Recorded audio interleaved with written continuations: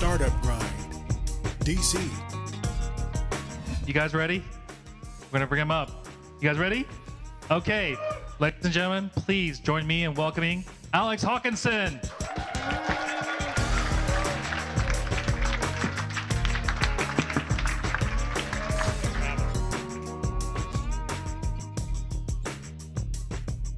How'd you like that, Alex?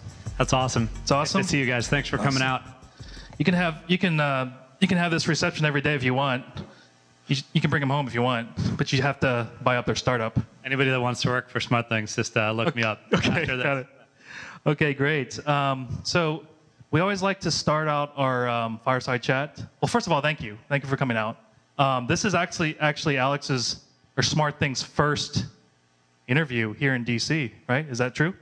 Yeah, it's been crazy. We've been all over the world, but I know. Here we are. I know. Right around the corner. I saw you on GigaOM and all these big publications. I'm like, how come you've never been in DC? So we're so excited to have you here. So thank you. So we always like to start our fireside chat on a personal note. So talk about, where were you born? Where were you raised? And then maybe talk about an entrepreneur story when you were 3 years old. Sounds good. So I grew up in Minneapolis, Minnesota. I lived there until I was 17. I graduated early from high school and went to Carnegie Mellon. Studied computer science and neuroscience stuff there, and never looked back. So I guess what drew me, I can get into what drew me to DC, but I guess my whole family was filled with entrepreneurs. So, sort of left to raise, my parents hopefully won't watch this, I sort of left to raise myself on the floor of various startups along the way, and always had it in the blood, I guess. Sure. So, you're from Minneapolis.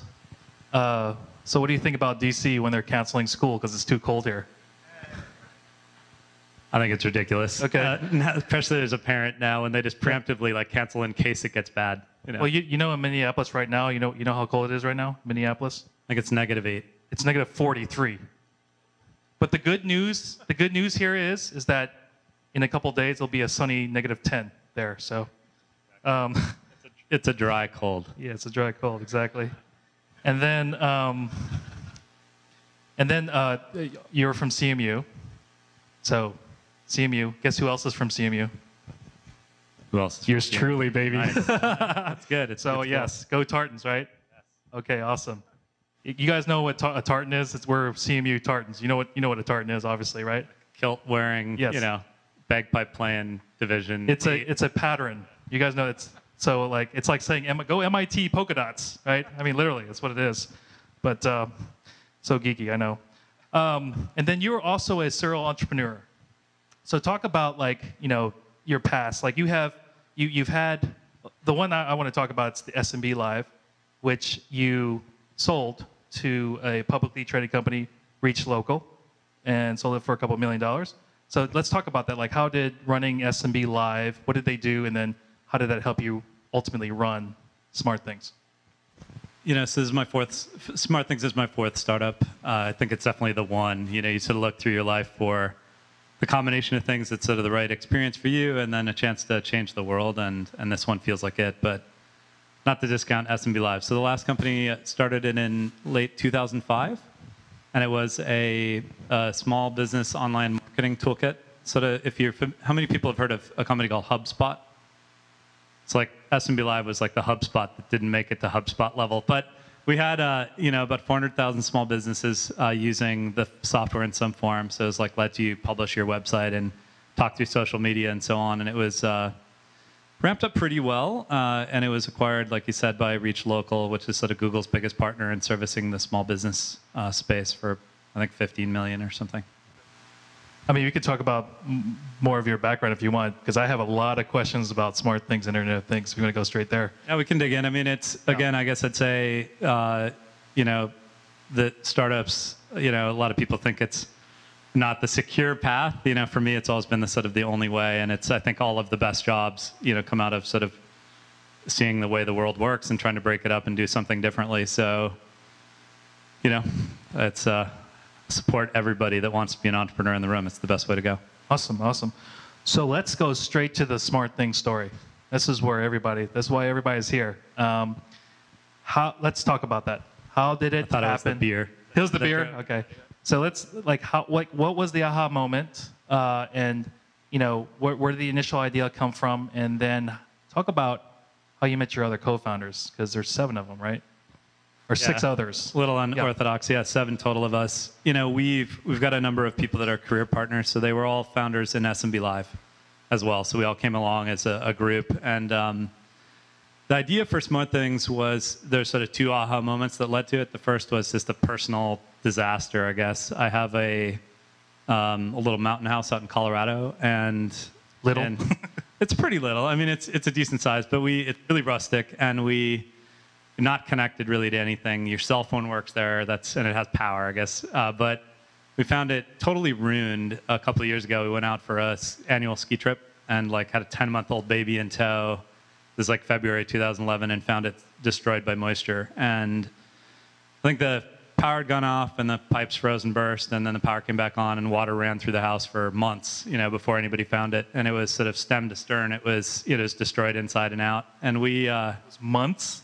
Yeah, I mean, Wow. that's what we figure. It was certainly every wall, ceiling, floor, and piece of furniture was sort of wrecked. But I just couldn't stand that we didn't know that. You live in this mobile world where you sort of our information is at your fingertips. And I was like, how did we not know when the handyman lives around the corner? We could have gone over and shut off the water. It would have been fine. And so just made it a personal project to install a sensor or something that would tell me when it was happening. And the first aha moment was just couldn't find anything easily to make it work. And my daughter was sitting there watching Netflix on my iPhone, sitting, streaming over the air. And I just thought it's crazy that there's not sort of that the home isn't connected in the same way. So we actually started building a little connected sensor box that would be the vision was like a Kindle 3G without the Kindle part, like a WhisperNet cellular connected thing with some sensors in it, tell you if something's going wrong in your house, and you go from there. And it was a few months into that I think the SMB Live background came into play. So we were SMB Live was really a cloud software company. We looked around and we saw that there's this hardware renaissance going on. There's 1,000 companies building new connected things all over the place. You see Nest and Fitbit and on and on and on. And just realized there was no connective platform that was bringing them all together. And so I had this vision that will be both the easy, pretty big, crazy vision, but will be this sort of platform that makes it easy for a consumer to connect anything to the net, all the everyday objects in their life, and then for an open platform that developers could contribute to. But there had been several connected home plays, right, at the time. I mean, Microsoft tried to do this many times over. But so why did you think that your idea would be different when you were thinking about doing a new startup? I call it entrepreneurial naivete. It's one of the biggest strengths you can have. It's I had no idea about Microsoft's completely failed, home connect, efforts or X10 and things like that. What I just saw as a problem that in the current market is crazy that nobody had made it really easy to solve this thing that would have saved me literally 100 grand, right, or something for my family. And you just see it, and sometimes you don't know what other solutions are on the market. You can see that you searched as a regular consumer, and I couldn't find anything easy enough, and just thought, okay, well, let's try to solve the problem. And then as you dig in, it turns out that there are other efforts that validates the space, but often if you sort of overanalyze it, I think in the beginning you have to go on a gut instinct, and then as you start to get traction, you realize the ways you can be different, as you educate yourself. Sure. We'll get more into that. I mean, so before SmartThings, what's some of the other ideas you were baking and toiling with? Were there other ones besides this open physical for a new company? For a new company, right? Often there are. I like to think about sort of long-term technical trends, and there's lots of ideas all the time that work. This one was the first. God, hit me like a streak of lightning. Felt like this is the one. Yeah, I mean, because there's tons of people here, and they all have the same ideas, and they're probably toying in the exact same position as you were. So yeah, what sort of things that you're thinking I need to go after this idea because it's a big idea, or it's a bigger market? What is it?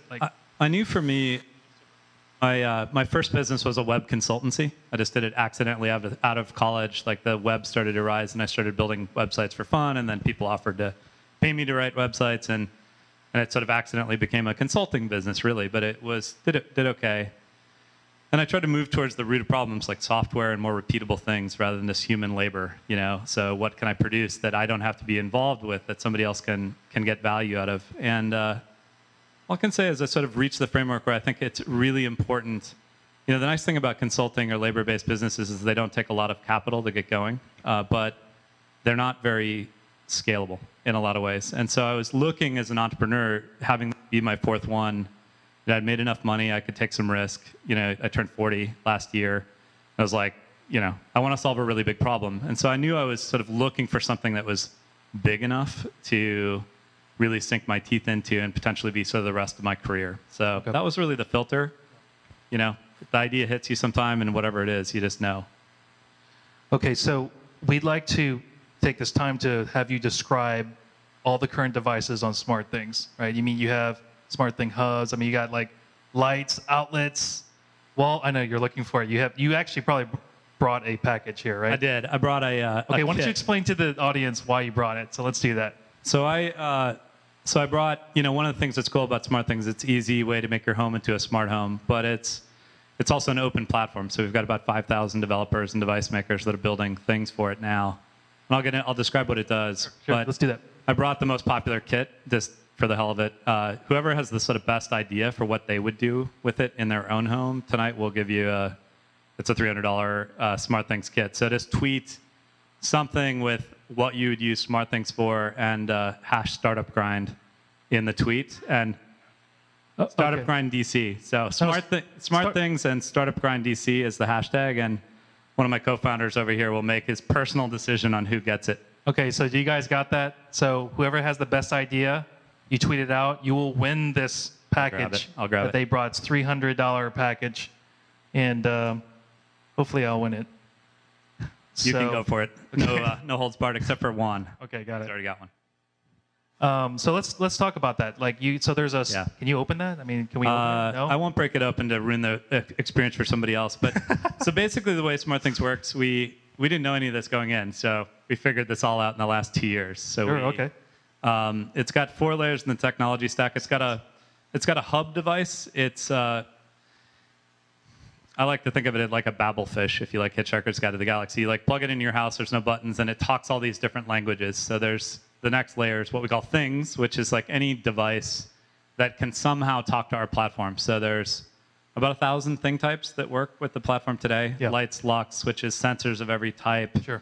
and so on. There's our cloud and app platform. It's sort of like a bad description. It's like a Facebook for things. You know, if they could all socialize and talk and have a data stream, and you can build apps in our platform that could be like, if there's motion over here, turn on this light, but they can be much more sophisticated. And then we have a mobile app, which is what sits in your palm of your hand, and you sort of guide through these top scenarios for like home security.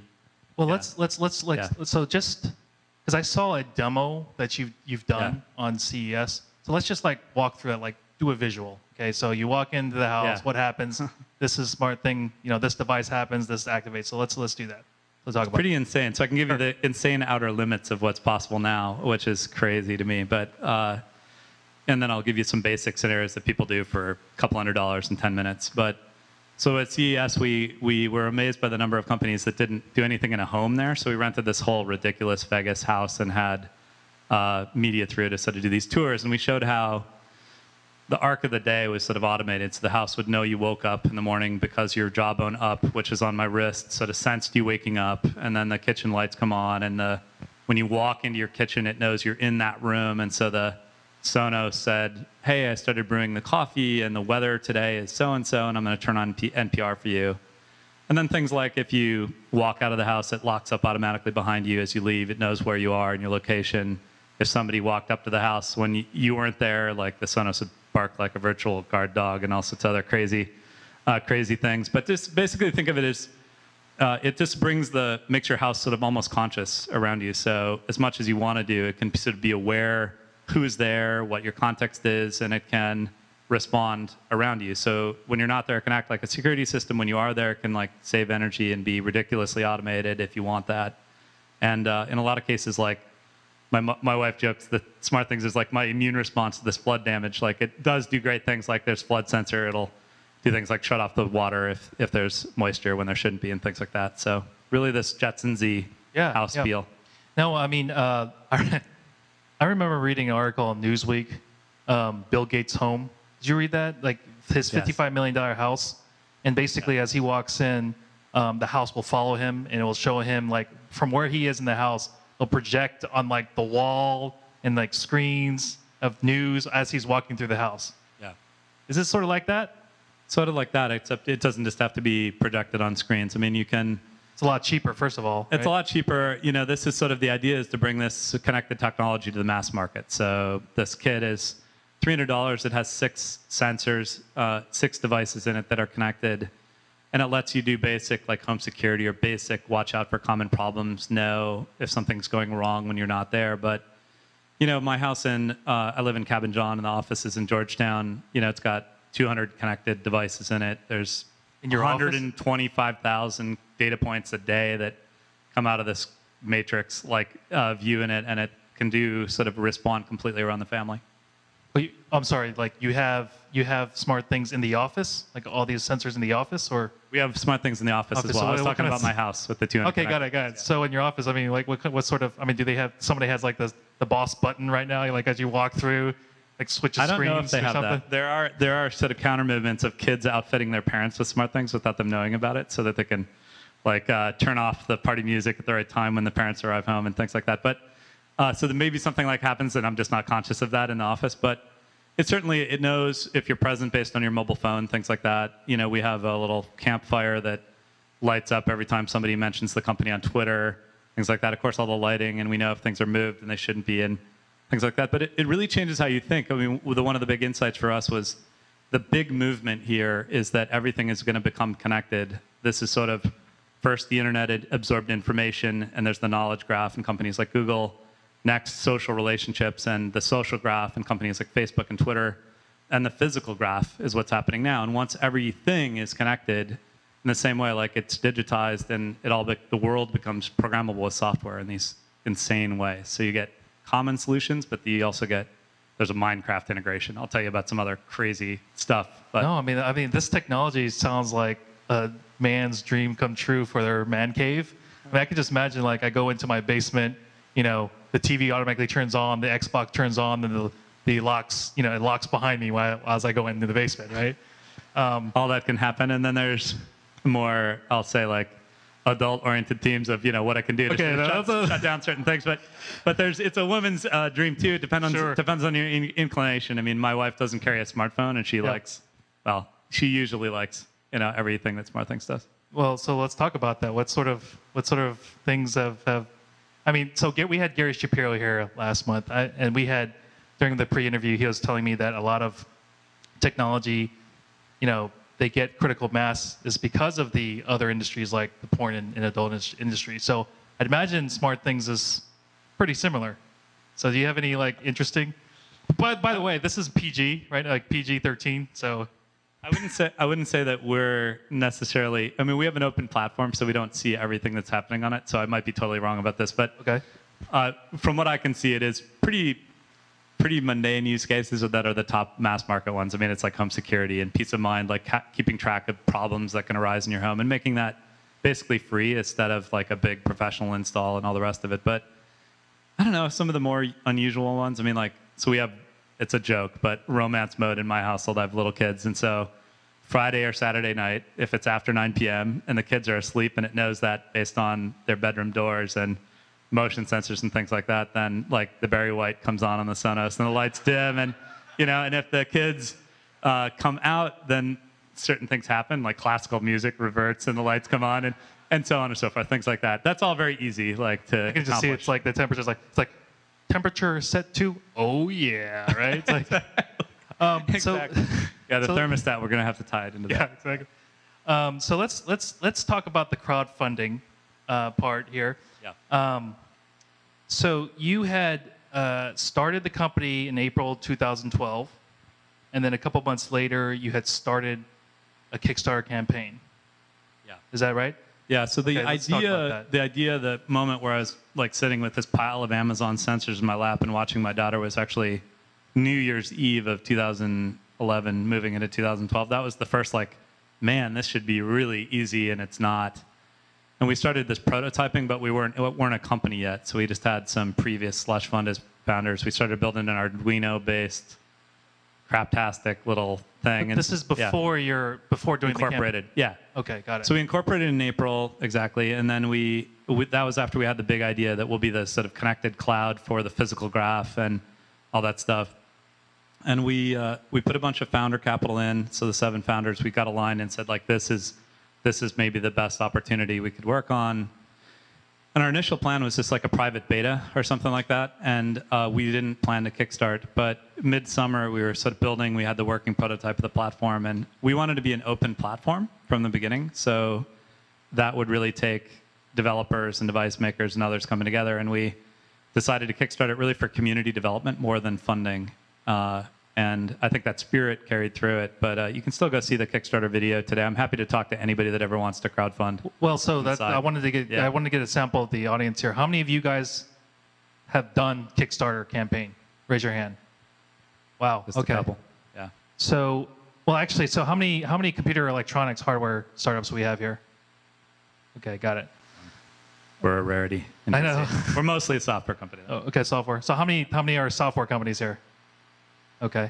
How many here for the pizza? Okay. Okay, that's what I thought. So I wanted to talk. I mean, because the thing is that let's get into nitty gritty here about for the Kickstarter campaign. Yeah. There's only been a handful of startups campaigns, about 50, in Kickstarter that has raised more than $1 million. And then we're talking about tens of thousands of other projects here. So Yeah. tell us the secret. How did you do it? Oh man, Like, Ben saved me over here. He was one of the 7 co-founders. I remember I wanted to do a $50,000 tipping point because my big fear was like, we're going to hang the shingle out there and nobody's going to sign up. And then we thought we were onto the right idea and we were going to sort of do it anyway. And we're like, that'll be great, you know. And we're talking to investors and like no one signed up on Kickstarter, but it's still really good. So the public example, but we set the threshold up higher, so 250K. The secret was, I mean, getting early, you of course leverage your own network in the first few days, getting some early progress, and then it was, you got to capture some media attention or other things, which we got. CNN picked us up, I don't know, 4 or 5 days in, and then it all started snowballing from there. And then, of course, there's campaign management. I don't know how detailed you want me to get, but No. This is. I mean, I want to have like information that the folks here can take home and actually start doing tonight. So we structured rewards that would. There was early birds. You give them something for the first X people that sign up. That sort of gets you over the first threshold. Then we started setting throughout. I think the reason a lot of Kickstarter and Indiegogo campaigns fail to deliver is because it's so overwhelming. Like, if you're successful, the whole community wants to talk to you. And if you don't respond, you're screwing yourself. So we had one post, we said, wouldn't it be smart if ... And we got like 2,000 responses in 24 hours. This is on a post where? During Kickstarter campaign, Kickstarter, you can post updates from your project. Sure. Okay. And so just the amount, it took 4 full-time people just to interact with the community as they were getting going. But if we hadn't done that, they would have started a backlash and so on. So really careful management. Then we set stretch goals during it while we tried to get media, where we'd say, like, if we make it to 500,000, then we'll give everybody X, or we'll add this feature to the platform. And so I think it's just old-style community engagement, but it's really... Okay, so hyperactive. Really, so when I read this story, I mean, the thing is about Kickstarter, it's almost as if like musicians are debuting a record, right? Like, seriously, it's everything has to hit at the same time, right? TV interviews, magazines, DJs have to play, like it has to happen all at the same time. Kickstarter is very similar to that, right? I mean, you have to get your list of reporters, influencers, right? So, like, did you have that list? Because I know that. No. Oh, you didn't? No. Okay. I mean, you have to have a good idea, first of all, not to like toot our own horn. We were really lucky as well. But if you like have a bad idea, there's no really helping you, right? At some level. I mean, if people don't want to fund it, they don't want to fund it. So we knew we really believed we had something that was unique. We put a lot of energy into the video to sort of tell the story. How much did you spend on that video, by the way? It was all internal. So Really? it was just a lot of time that we put into, like, because it was a complicated story. It's like this platform. It's for, and that was the worry, is like, what can you buy as a consumer? It's not like a Pebble watch or something. It's this platform.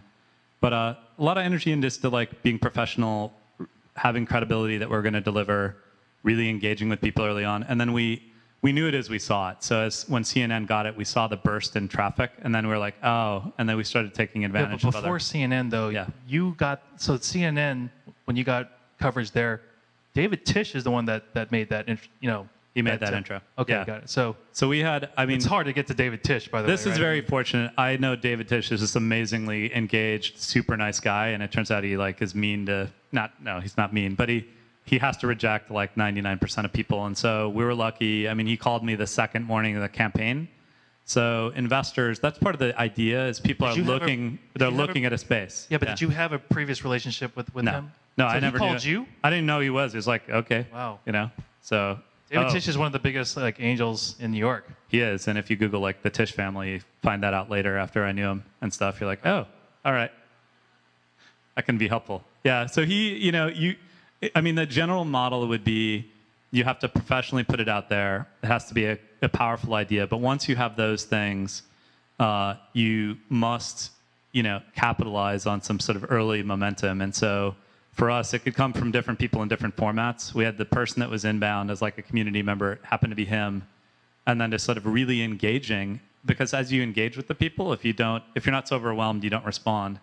There are those people, I think, in a lot of campaigns, that have the ability to help it further. They want to talk about it and so on. And so if you're ready to engage with people, you can make your own luck to some degree. So yeah, I mean, this is sort of my next question about how do you get the biggest angel investors, right? I mean, the list goes on here. I mean, you have SV Angels, Lurer Ventures, First Round Capital, David Tisch, Matt Mullenweg. I mean, we had interviewed him in New York, and he's amazing. Aaron Levy, that's Box, right? I mean, these guys are just amazing. Like, yeah, I'm Ashton Kutcher and Max Levchin and Yuri Milner and all those guys. Yeah, it was pretty crazy.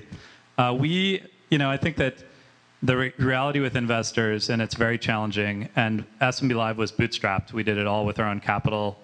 And so at some level, this was my first recent sort of venture-backed company. And it's tough as they move as like I don't want to say cabal, but like as a herd, like they either all like you or they don't. And that can be really challenging. And so I will say it's, good idea. We had a background as a team, but, we're very fortunate to have a couple guys like David Tisch get engaged early on, and then they all know each other. And the fact that you can say like, oh, we're raising X, but we don't know if we have enough room, but all these other people are in, then of course they all want to heap in. And so, it makes it easy as you go. So it's like getting that first couple, and then it can really trigger an avalanche. There's a herd mentality, obviously. And I don't mean that in a negative firm. Yeah. It's just like they look, and it's a rare investor. Sometimes you'll find somebody that's like, I don't care what anybody else thinks, you're the best, and I'm going to do it for you. But I think a lot of times it really goes in a wave. Like it's feast or famine. You'll have everybody signing up at your door, or you'll get no one. But I guess the bottom line here, though, is always have the big idea, right? The big idea is what attracts the big names. I mean, that's ultimately what happened here. Yeah, I mean, a team background, so credibility in executing, which I don't know if we had or not. I mean, we'd built some other successful companies, but we know electronics or things like that, and no consumer company. But I guess we showed what we could do with the branding and so on with the campaign. But for us, you've got to solve a big enough problem, and you have to have some credibility doing it. If it's not a big enough problem, then no big scale investor is going to deploy their capital, because it's not even the capital, it's their time too. They only have so much to spread around, and they want to go for these outsized returns. And deep pockets recruit the best talent, right? Yeah, it's useful to have investors that can go all the way with you. So I wanted to still go on this thing about momentum using marketing. So you would say that majority of your momentum came from consumer community engagement, right? So you had said that. So what can developers right now, how can they get plugged into SmartThings? It's been open from the beginning, so but we're getting better and better at sort of supporting the developer community as we go. People that want to build for it, I mean, one of the tricks is you don't need to know anything about hardware. So we sort of take the physical world and we like give it APIs. So if you're like a mobile app developer or a web service developer, you can build apps now that do home security or elder care or whatever you want to do with the platform. So you make it really easy. People can just go to build.smartthings.com and sign up. It's totally open. Startup Grind, hashtag Startup Grind at a Hawkinson That or just at SmartThings. at SmartThings, much easier. Okay, so let's go straight into the current state of Internet of Things. So what I mean by that, U.S. smart things, isn't there inherent challenges for creating an open physical graph? So some of those challenges, I know that you're taking like open, you're taking all these wireless technologies like Wi-Fi, Bluetooth, Zigbee, Z-Wave, Insteon, right? I understand that you're trying to do that, but there are some challenges with that, right? I mean, isn't there sort of legal issues? What could go wrong? Yeah. Yeah. Assemble these all, make them talk to the cloud, make them programmable, and put it in your palm of your hand. Yeah. Pretty straightforward. But how do you deal with to get the vendor support, right? Because that's pretty important. How do you sustain community support, right? You need a full-time staff to do that constantly, and then backwards compatibility issues of that, and then more importantly, security and privacy, right? Yeah, so the state of the Internet of Things, we looked at it really carefully when we prototyped, and we thought, is this going to happen now? And we did a few months in, we're like, who else is doing this, and why are we in a position to go? And we sort of looked and saw that the right intersection point of all the technology trends was happening, where primarily it's the mobile phone. We all live in this hyper-connected world. You do your banking and your social media and your communications, and you Google and you tweet and you do your stuff. And so the consumer now expects to be hyper-connected. And that's sort of the biggest bow wave, is it's creating a psychology where people expect this. But of course, like underlying technologies are getting cheaper. Robotics-based manufacturing, 3D printing, and things like that are making it easier for hardware startups to happen and invent new connected things. So we saw, and there were all these different trends. But the sort of state of it now is, I could talk all day about this, and that's not what you want. But there's a few robust startups. We're sort of, I laugh, we're like seen as one of like the granddaddies. We've been at it for 2 years, and we have a live platform and stuff, and it feels like this yesterday for me. But a lot of big companies are getting really into space. You saw the Google Nest acquisition. Oh, I want to talk about that. Yeah, we're going to talk about more. I've been asked to talk a lot about that recently, including at the board meeting last Wednesday. But it's gotten to the point where for a couple $100, somebody can connect things in their home and sort of solve these fairly big problems, for them individually, whether you're, just a regular homeowner or a renter or a pet owner or a kid, whatever it is. So it's gotten to a state where I think the biggest issue is just consumer awareness of what's possible. And there's a lot of companies now entering the fold. What do you do about all those things? We should probably get into them individually, but we're 50 people now. It's like, 40-something engineers. It's a pretty big technical problem to solve for all these different layers. Well, so the one specific thing I was reading, one thing that someone can actually use, the IFFF, if this, I'm sorry, ITTT. IFT. IFT, yeah. There was this thing where you could check into Foursquare, right, and then unlock your doors at home. So there's some serious security problems there, right? Because I can just hack into somebody's Foursquare account, and voila, I'm in their house, right? Yeah. So most people don't enable that stuff. I know Lyndon is a great friend from IFT. He's the CEO of IFT, and they built their channel on SmartThings, and I love IFT, but it's not for things like unlocking your doors, right? Necessarily as a result of that. So we have a very deep security model. It's open. We've got a white paper we published on it. We do black hat security audits of the platform, trying to ethically hack into it every month now, because it's really important. And so we also recommend it's not for like internal defibrillators yet and things like that. But the reality is, yes, don't trigger your lock to unlock automatically. But if somebody wants to break into your house, they're not like hacking the banking 256-bit encrypted code. They're just kicking your door in, and it's far better for you to know that it's happening than not. I was going to say, like, you can have it where, window break in, and you have this like dog tag thing, right? So the dog, if dog is nearby, don't call 911 immediately. Just call them 10 minutes later. Yeah. Just call the mop up crew later. Right. Exactly. Yeah, exactly. Again, it's sort of in any technology wave. I think there's downsides and lots of upsides, and they tend to be the upsides. The good ones are much bigger than the downsides, but if you remember in social media, like there were years where people are freaked out about like Facebook's privacy settings and, oh my God, I'm going to post a picture of my kid. And it sort of takes time for society to adapt to these things. But the reality is, if you connect the objects of the world up. Security comes, this peace of mind, you have no waste, you like things that could go wrong, you can solve them in advance. Savings, just turning stuff off when you're not using it. Most people don't even set a schedule on the thermostat or lights. Saves 20, 30% of energy use in a household. These are sort of very big impacts relative to the risks. So we take it super seriously. Privacy, there's a huge policy. It's a big part of the team. The winning platforms will do that.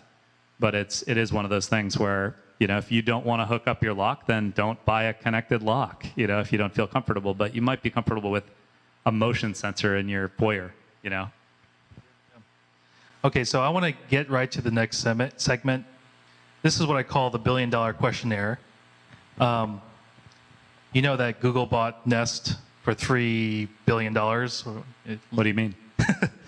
I'm sure you know that. And there is not that many players in terms of startups, in the Internet of Things. So we had interviewed Matt Rogers about 6 months ago, and I thought it was going to be a good idea to have this little game called Ask Alex the exact same questions, and depending on how you answer, will determine whether I quit everything I do and work for you guys. So you guys ready? All right. Okay, so Ready. No pressure. What would be the most important factor in building a successful, fully integrated CE startup? I see you mean like consumer electronics. Electronics, yeah. I think probably ease of use of the user experience. Is probably the biggest thing. You want to make it very simple for everyday people to tap into this stuff. Is that your final answer? Ease of use, okay. Make it do something useful. Sure, all right. Next question. How do you quantify a great engineer when hiring? So what's the most important thing you look for in a great engineer? We tend to look, it's a phrase, but tend to look for the athlete over the experience level. So we're looking for the people with the right sort of way of addressing things. I tend to think that technology, from me being at Carnegie Mellon, like my skills are completely outdated now. The technology changes so fast. What you want is people that are creative, know how to learn quickly, are sort of, apply themselves aggressively to problems and other things like that. So it's much more the spirit of the person than it is like, do they know C++ or, something like that. Okay. In other words, passion. All right, so next one. Do you personally interview all your new hires? I try to. One issue is we have a dev center up in Minneapolis, just a historical circumstance as well. And so there's times when I can't interview people up there. But since we work together as a founding team, one of the founders interviews every single person that comes through the door. Sure. Okay. Do you have titles in your company? I don't know what the right answer is. Yes, mostly as it applies Except to for executives. Like, yeah. If I'm an engineer, do I have a title? Not really. Okay. Not one that matters. Good answer. What percentage of candidates do you turn down when they make it to the final interview? When people make it to the final interview, probably what's the percentage you turn down? Probably 90%. Well, that's a good one. Okay. His was 25%, by the way. Sorry. It's pretty good. That's good. That's really good. Okay. How many months is your typical product development cycle? We do weekly sprints. So we have a production release usually every week. So a lot of it's the cloud. The mobile app, it's every 6 to 8 weeks, a refresh. Yeah. But if you have a product, like what's the product cycle for that? Well, the product is the mobile app. It's the cloud and these apps that run within it, yeah. And then there's the physical hardware. Yeah, the physical hardware. Is a longer cycle. Yeah, how many months is that? I don't know. I'd like it to be 6 months, but it takes a little longer with capital Right. deployment. Well, that's good. It's much quicker. And so, what type of metrics do you track on a daily basis in your startup? We're trying to simplify it. We're sort of data porn people culturally. So we have a lot of information that comes out of the cloud and it's connected to Salesforce, and we can sort of see what are customers doing at different lengths of time and so on. But the biggest metrics are the number of active households. So we track, as these hubs come online and how many stay online, the number of push notifications. We don't see what they are, but on average that people send to themselves. We don't send any by default. And so what are you listening to from your house and as sort of an indicator? And then the number of things that you've connected in a broad aggregate. So those are the key metrics. Okay, that's good. And do you track your net promoter score? We do. Trying to get more mature about it, but customer service is like for any startup now, like it's as important as marketing. I mean, and maybe as anything in the company. I mean, it's really helped, particularly when you're early in the product. We have, I don't know, a decent number of people, but I'm on the support strings every weekend. You know, red carpet onboarding, where if somebody complains about the product, or even if they don't, you know, engaging with your customers, there's no better way to know what's going on the ground. So we try to send personal thank you notes still to every customer that signs up. It's getting pretty tough, but you know, all sorts of stuff. Okay, and last and final question of this billion-dollar questionnaire: how good is your employee stock option plan, and when can I start? It's incredibly aggressive. No, that's a good point. We just raised our A round in November, and so you know, any good startup tries to give new employees equity at the lowest possible price, and so we're still able to justify it basically at the A round. But things are going really fast, so we're a believer. Everybody has an equity position in the company. I was going to say like 1% of 1%, 1%, 1%, 1% of $1 billion is still a lot of money. Yeah, exactly. So stock options. I mean, yeah, hopefully from your lips to God's ears. But the you know, you never know how much something's going to be valued. I mean, you have to get into a startup because of the experience you're going to get, obviously, but then hopefully it works out value-wise too. So Google had bought Nest for $3 billion. Do you think that was a fair enough price? How much do you think you should sell yourself to Google? Only between you and me. I'll answer variants of both questions. I think that what people have underestimated is the scope of the impact of the connected world, like this third wave of the web. I think it's definitely the biggest technology trend of the next 10 years.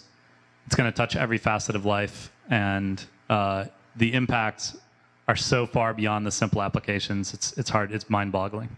So I think Google sees this. Our platform as an example already with a couple tens of thousands of households. It's more than 300 million events per day flow through the platform. And it's enormous. You have to be very good protectors of that data, but what it can do for a household. So I think Google sees the macro importance of this connected trend. And for them, it can be like YouTube. You know, it can be a massive, massive business in a few years' time. So I think from that standpoint, it's a fair price. Do I think you couldn't measure it based on sort of Nest revenue and other dynamics right now and say that that's the worth of the company? Like if it went, I don't know, in normal circumstances. But it's at the front of a huge wave, and so I think it's reasonable. For us, we're a very different model. We're not a hardware maker ultimately. We're sort of the software platform that brings together these multiple third-party things. And I think that'll be more valuable, but it all depends on sort of market traction and ecosystem and the community development, as you said. I'm just telling you because like the same question that we asked Matt, you were pretty much a little better than all of his questions. So it's got to be more than 3 billion, right? I mean, yeah. You never know. We'll just have to be, there's another part of this, which is we wanted to keep it in DC I think DC is a sort of an underappreciated sort of market on the technology map. And I think it's fun building like a great consumer technology company here. So this is a great segue for our last segment. We always ask our speakers, this is the reason why I started Startup Grind, is because I want Silicon Valley to know about all the awesome startups that we have and all the awesome founders that are here. So let's just, why did you decide to come here from Minneapolis, set up shop here in DC, when you could have easily gone closer to your angel investors in New York or Silicon Valley? So what was so great about DC? I know it's great, but I mean, what in your opinion? A big part is my wife. That's a reality. She loves it here. But outside of that, I told you not to say that. I wouldn't have been able to build my career here if it wasn't like possible in a lot of ways. And we have resisted the urge, despite sort of SmartThings has been going really well. We've had people push us to move to the Valley. Do it now. It's sort of the technology center and the rest of it. I think people don't appreciate that the world is shrinking from a marketing communication standpoint. You can sort of do business from anywhere, and what really matters is assembling the right core team of people that's sort of getting work done day to day. And so the talent pool, it's not the other like consumer electronics startups in the in the DC area that we're networking with. It's the talent pool has been really good. Whether you look at so what are you looking at right now? What sort of positions are you looking at right now? We're hiring across the board. I mean, so like what? Business development. Any business developers here? Lots of There you go. know, There's two of them right there. lots of channels. Our inbound interest building on Yeah. top of our platform. Some of the biggest brands in the world.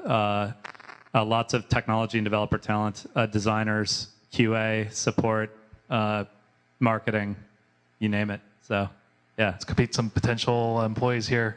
sounds good. No, Okay. we need it. Okay, so we're gonna open up for Q&A.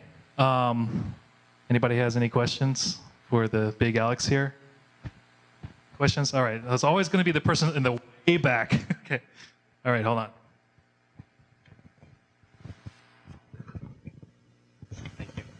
on. My name is James Ray. I work in commercial real estate representing tenants in the DC market, and that leads me to two questions. One you started to answer, but I'd like a little bit more if you could. On the tech startup in DC, there's been a fair amount of, I think, it's sort of preaching to the choir here, and there's been a fair amount of press in the Washington Business Journal and other places, but as you're making these trips to California, New York, is the outside world, let's call it, looking at DC and seeing, is the perception of DC as a hotbed for this kind of activity changing from those perspectives, or is it still like, what are you doing in Washington? And then the second one, you mentioned earlier the efficiency potential that you tap into with these devices. Are you getting a lot of interest from the green building community for that reason?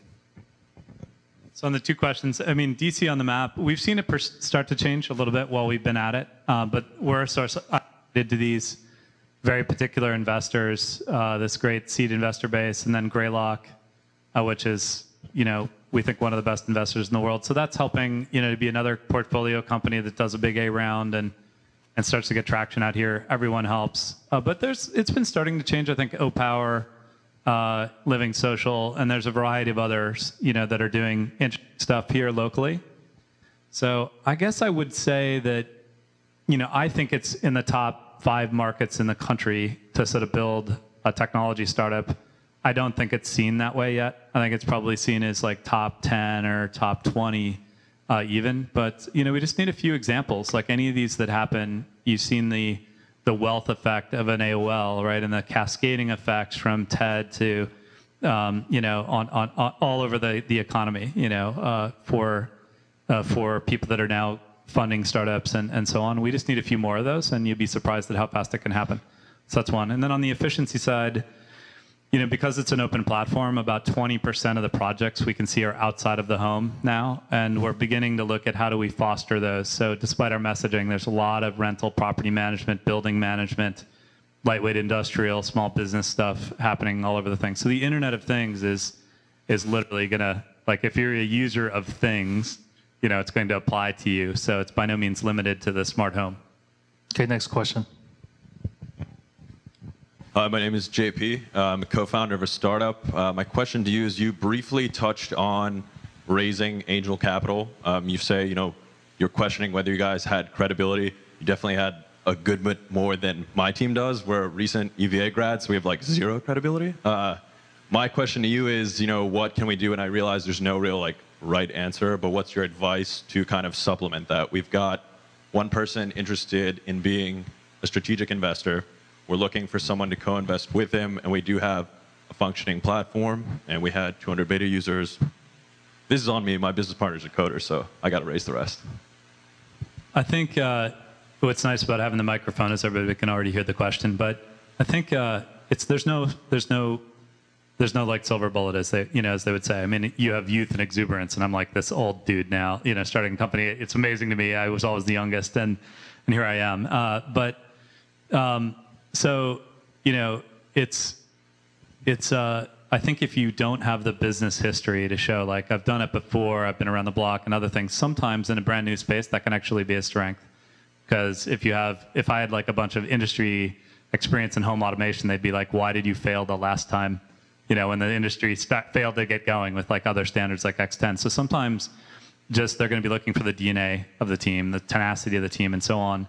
If you don't have the business experience, you're going to have to show progress. So I'm a big believer in sort of raise as little capital as you can for as long as you can, because it's going to only help you. So as you get more progress with customers, incubate the long-term relationships with a few investors, having the proof in the pudding, like having a working product is what will get you where you need to do. Like, I think it's very hard with just an idea and no experience to sort of raise real capital, but it's just the long slog, man. I mean, it's called startup grind, right, for a reason. It's not, it's underappreciated. It's startup polish.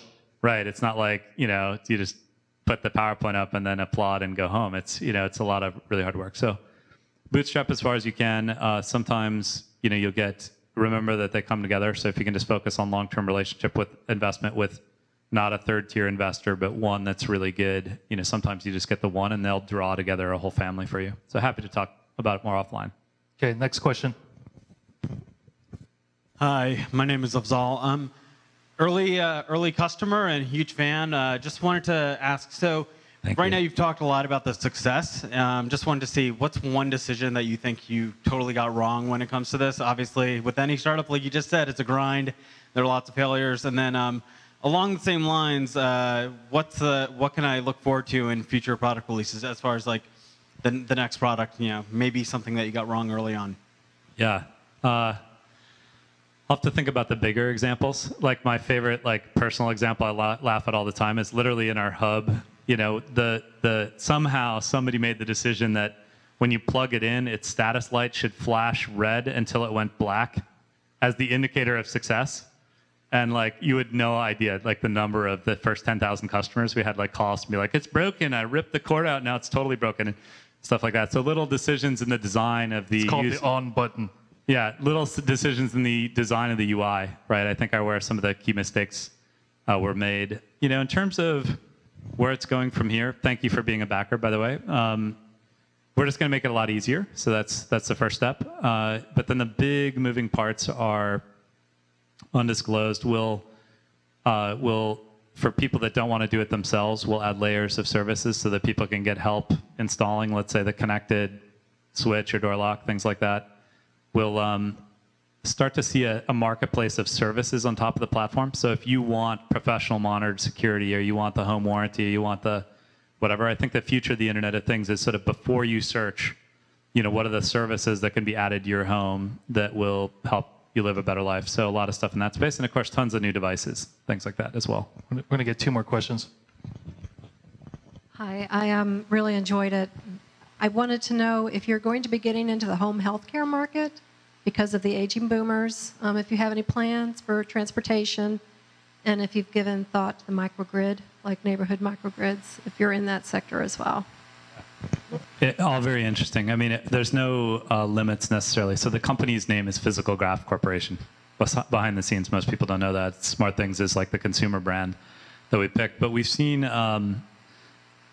already a bunch of elder care. I'll call it elder care scenarios, but basically, older parents or grandparents living at home. They want it it's better for them, everybody involved, that they live at home longer. And so there's already apps in our platform that do things like memorize from the motion sensors what a normal pattern of motion is, and sort of alert the kids if there's a variance of it, or little simple apps like there's one called Slip and Fall, which is maybe a terrible name, but if you get up in your bedroom, you go in the bathroom at night and there's not motion back in the bedroom within X minutes, notify the kids, and stuff like that. So there's a lot of these practical spaces which will just be attacked by platforms like this. And it's one of the most gratifying things as a CEO to see that happening, because you see these impacts in people's lives that are really meaningful, So yes, they're elder care for sure. I forget some of the others, the microgrid stuff. We see these community apps starting to rise, like if there's a crime alert in one house, all the front porch lights turn on in the neighborhood for anybody that's opted in,